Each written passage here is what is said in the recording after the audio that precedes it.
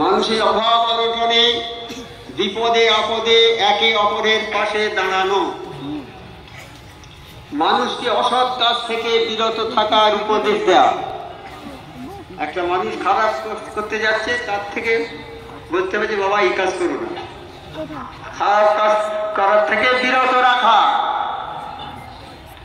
ভালো কাজে উৎসাহ দেওয়া, মানুষকে অসৎ কাজ থেকে সমাজ কল্যাণ ও মানব কল্যাণের কাজ নিজে করা। মানুষের কিসে ভালো হবে সেই কাজ মানব কল্যাণের কাজ, সমাজের কিসে ভালো হবে সমাজ কল্যাণের কাজ নিজে করা, অপরকে উৎসাহ দেওয়া, অপরকেও করতে বলা। 5 ওয়াক্ত নামাজ বিনা কাজায় পড়া এবং কোরআন শরীফের তেলাওয়াত ওজিফা নিয়মিত 5 বার পাঠ করা, হালাল খাদ্য খাওয়া এবং সাধ্য মতো হালাল ও হারাম বেঁচে চলা ইত্যাদি গুলিকে বাস্তবায়ন করা, অর্থাৎ নিজেরা করা, নিজেদের করা, এগুলো আমল করা, এগুলো করা।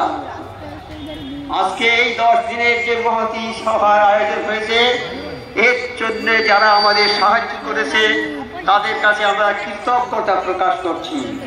ভারত সরকার, রাজ্য সরকার, কলকাতা কর্পোরেশন, স্থানীয় পুলিশ, কলকাতা পুলিশ, স্থানীয় পুলিশ থানা 14 ও 32 নম্বর ওয়ার্ডের কাউন্সিলর ও কর্মকর্তাগণ, স্থানীয় ক্লাব, স্থানীয় সমাজসেবীগণ ও স্থানীয় সাধারণ মানুষ এবং যেসব পীর ভাইগণ দিন রাত এক করে নিদ্রা ত্যাগ করে এই মজলিসকে সুন্দরভাবে সুস্থভাবে পূর্ণতা দিয়েছেন এবং সকলের সম্মিলিত প্রচেষ্টায় আল্লাহ রসুল ও কামেল মুর্শিদগণের মেহেরবানিতে এত বড় 10 দিনের সালানা উরসুল মজলিস সাফল্যমণ্ডিত হয়েছে। তার সঙ্গে আল্লাহ রসুল সাল্লাল্লাহু আলাইহি সাল্লাম মুর্শিদগণের কোটি কোটি শুকরিয়া আদায় করছি এত সুন্দরভাবে এই মজলিসের অনুষ্ঠানকে সম্পূর্ণ করার জন্য।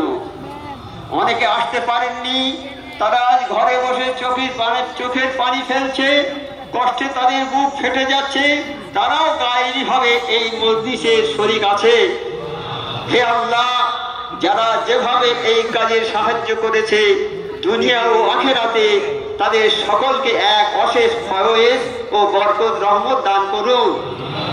তাদের এবং তাদের মা বাপ, আত্মীয় স্বজন, বংশধর সকলের সমস্ত গুনাহ খাতা মাফ করে দিন, তাদের সমস্ত পেরেশানি দূর করে দিন, তাদের সঠিক রাস্তায় পরিচালিত করুন, তাদের ঈমানি শক্তি বাড়িয়ে দিন এবং তাদেরকে আল্লাহ আল্লাহ রসুল সাল্লাল্লাহু আলাইহি সাল্লাম ও সমস্ত তাদের মুর্শিদগণের হুকুম মতো চলার ও 5 ওয়াক্ত নামাজ ওজিফা পড়ার এবং হালাল রুজি খাবার এবং সমস্ত রকম হারাম থেকে বেঁচে থাকার তৌফিক দান করুন কিয়ামত পর্যন্ত, আমিন।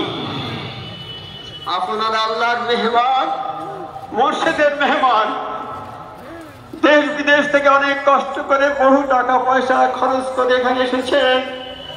আপনাদের যেভাবে খেদমত করা দরকার ছিল আমরা সেইভাবে করতে পারিনি, বসার জায়গা শোয়ার জায়গা দিতে পারিনি, ঠিক মতো খাওয়া দাওয়ার ব্যবস্থা করতে পারিনি। আপনারা রাস্তাঘাটে অনেক কষ্ট করে কাটিয়েছেন, সেই জন্য খালেজ আল্লাহর ওয়াস্তে মেহেরবানি করে খালেজ দিলে আমাদেরকে ক্ষমা করে দেবেন। হাততালি ধরে